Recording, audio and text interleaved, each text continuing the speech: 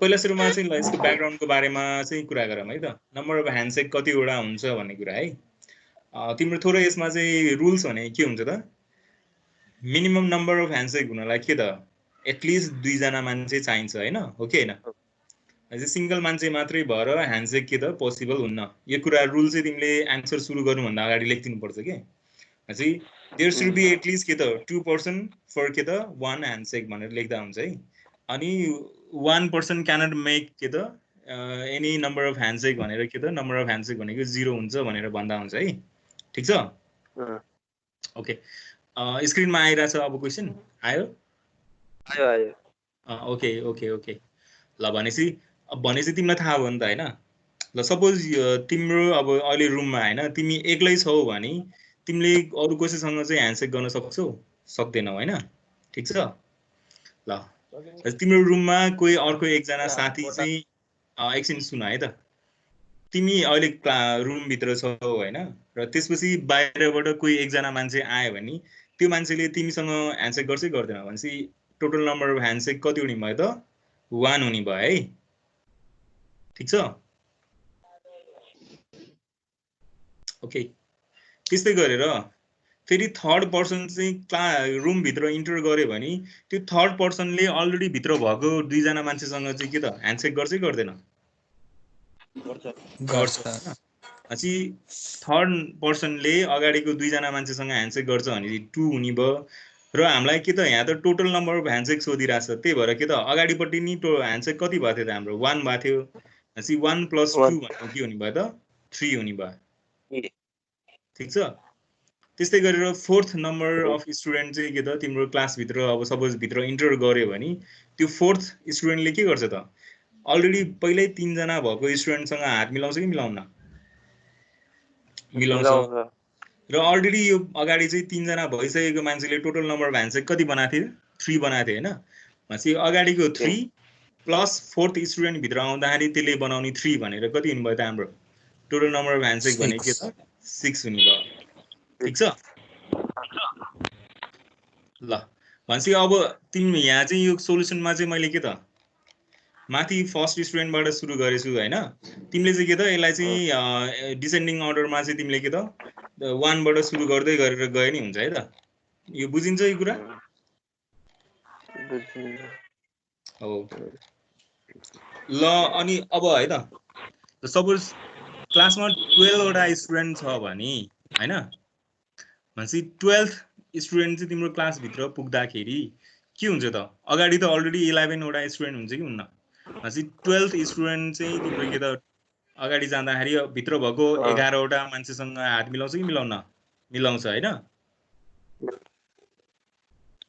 मिलाउँछ भनेपछि त्यो 11 प्लस अनि टोटल नम्बर अफ 11 वटा स्टुडेन्टले पहिल्यै मिलाइसकेको ह्यान्डसेक के हो त?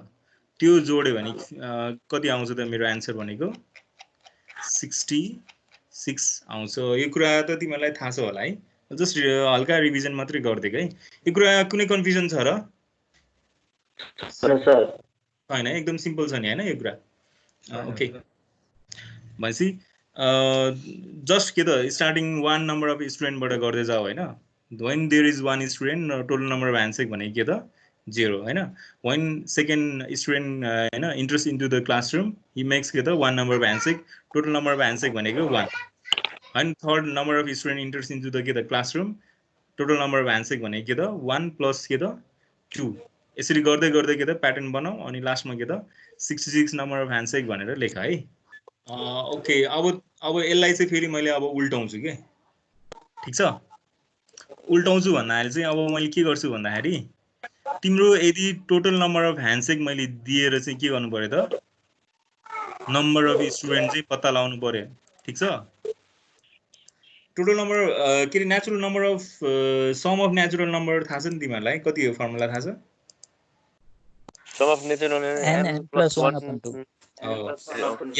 n plus 1 by 2. ठीक छ?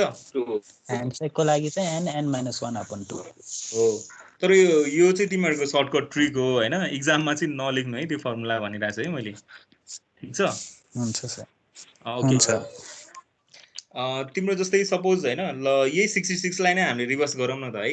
ल क्वेशन चाहिँ के छ भन्दाखेरि if total number of handshake is के त 66 then find the number of के त total student भनेर मैले सोधे भने के हुन्छ त ल लेट n गर्ने अनि त्यहाँबाट n n minus 1 divided by 2 is equal to 66 गर्ने अनि इक्वेसन आउँछ त्यो इक्वेसनलाई सल्भ गरेर n को भ्यालु निकाल्ने ओके त्यो n को भ्यालु निकाल ओके फेरि एकचोटी भनौँ है त सुरुमा चाहिँ तिम्रो यसको सर्टकट ट्रिक भनेको के हो त फर्मुला भनेको लेख्दा हुन्छ है n minus 1 by 2 ठीक छ हजुर where n is के त total number of student भनेपछि तिम्रो ल यही टोटल नम्बर अफ स्टुडेन्ट भनेको 12 स्टुडेन्ट छ भने यसलाई नै सल्भ गरौँ न त एकचोटी हैन भनेपछि मेरो n भनेको कति भयो त 12 भयो कि भएन भएन अब मैले चाहिँ यो फर्मुलामा लाउँदाखेरि के त 12 into n minus 1 भनेको त 12 minus 1 भनेको 11 divided by 2 भयो कि भएन 12 into 11 by 2 भनेको अब यसलाई क्याल्कुलेटरमा आएन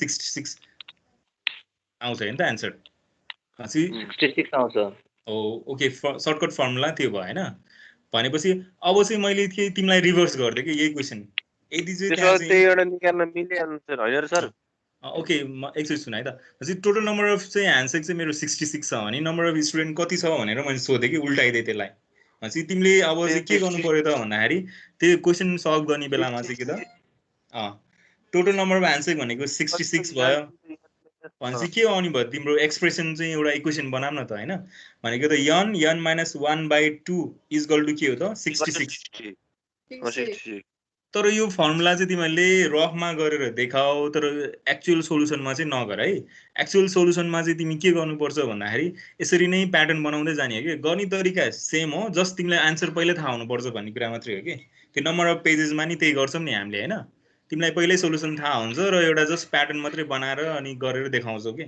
भनेपछि तिमीले अब ल जस्तै यो फर्मुला चाहिँ ल गर n minus 1 by 2 is equal to 66 हो कि हैन हो अब यसलाई चाहिँ मैले क्रस मल्टिप्लिकेसन गरेर एउटा इक्वेसन बनाउन सकिन्छ n square minus n is equal to कति हुन्छ त 132 minus n minus 132 132 आयो हैन पछि n स्क्वायर माइनस n अब माइनस 132 इज इक्वल टु 0 भनेपछि एउटा यो क्वाड्रेटिक इक्वेसन जस्तो भयो कि भएन भयो हैन अब तिमीहरुलाई क्याल्कुलेटरमा सल्भ गर्न थाहा छ होला अब क्वाड्रेटिक इक्वेसन एकैचोटी के त इक्वेसन भनेर क्याल्कुलेटरमा हानेर तिमीले a b c को भ्यालु हानेर गर्यो भने के त ठ्याक्कै सोलुसन आउँछ कि आउँदैन आउँछ है भनेपछि तिम्रो रुट्सहरु कति आयो त यो n को भ्यालु एउटा पोजिटिभ आउन सक्छ एउटा नेगेटिभ आउँछ है स्योर हो त्यो के आयो भन त +12 र -11 हो एउटा +12 आयो एउटा भनेको -11 आयो यो इक्वेसन सल्भ गर्ने बेलामा जहिले पनि के ख्याल गर भन्दाखेरि कुनै पनि नम्बर इमेजिनरी अथवा पोइन्टमा आउँछ अथवा नेगेटिभ आउँछ भने त्यो नम्बरलाई छोडेर जुन चाहिँ नम्बर के त डेसिमलमा आछ र पोजिटिभ छ त्यो नम्बरलाई चाहिँ लिऊ के है भनेपछि तिमीलाई सर्टकट ट्रिकबाट थाहा भयो कि 12 नम्बर अफ स्टुडेन्ट भयो भने चाहिँ के हुँदो रहेछ त टोटल नम्बर अफ ह्यान्डसेक चाहिँ 66 वटा हुँदो रहेछ अब तिमीले चाहिँ यहाँ चाहिँ ट्रिक लगाउनु पर्छ के अगाडिको भन्ने डायलगहरु सेम हो हैन देयर मस्ट बी के त 2 स्टुडेन्ट फर के त 1 नम्बर अफ ह्यान्डसेक भन्ने अब तिमीले चाहिँ के त प्याटर्न बनाउँदै जानी भन्छ एटलिस्ट 6-7 वटा स्टुडेन्ट सम्मको प्याटर्न बनाऊ र लास्टमा के गर त भन्दाखेरि 12 नम्बर अफ स्टुडेन्ट हुँदाखेरि चाहिँ यसले यति जनासँग ह्यान्डसेक गर्छ त्यही भएर के त टोटल नम्बर अफ स्टुडेन्ट भनेको 12 हुन्छ भनेर लेख्ने के ल भनेपछि तिम्रो नम्बर के त 12 आयो हैन ल भनेपछि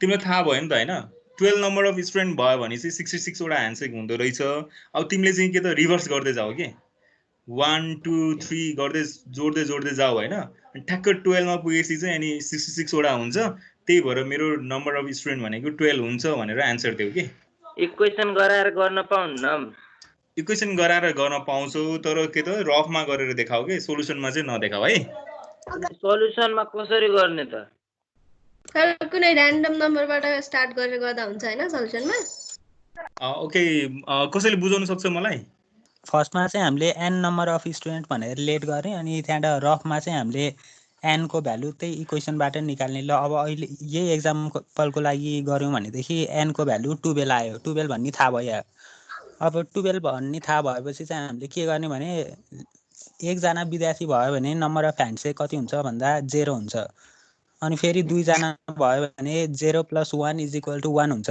अनि 3 जना भयो भने 0 + 1 + 2 गर्दै गर्दै जाने अब 12 भन्ने त हामीलाई एन्सर त थाहा भइसक्यो भनेपछि अब हामीले सबै 1 स्टुडेन्ट 2 स्टुडेन्टको लागि गर्नु परेन 3-4 जना स्टुडेन्टको लागि गर्ने अनि फेरि एकैचोटि 11 स्टुडेन्टको लागि यति हुन्छ भन्ने अनि लास्टमा 12 स्टुडेन्टको लागि 1 + 2 + 3 गर्दै गर्दै 11 सम्म एड गर्दाखेरि 66 आउँछ भनेर त्यति देखाइदिने त्यति होला त्यही गर्ने है ठ्याक्कै 12 स्टुडेन्ट हो भने सिधै 12 मै नजाऊ के 12 भन्दा एक स्टेप सानोसम्म नि गर है यो त हामीले क्लासमा नि गरिरहेको थियौँ है जहिले पनि के त त्योभन्दा अगाडि स्टेजसम्म सानोसम्म गर्ने र लास्टको स्टेपलाई देखाउने कि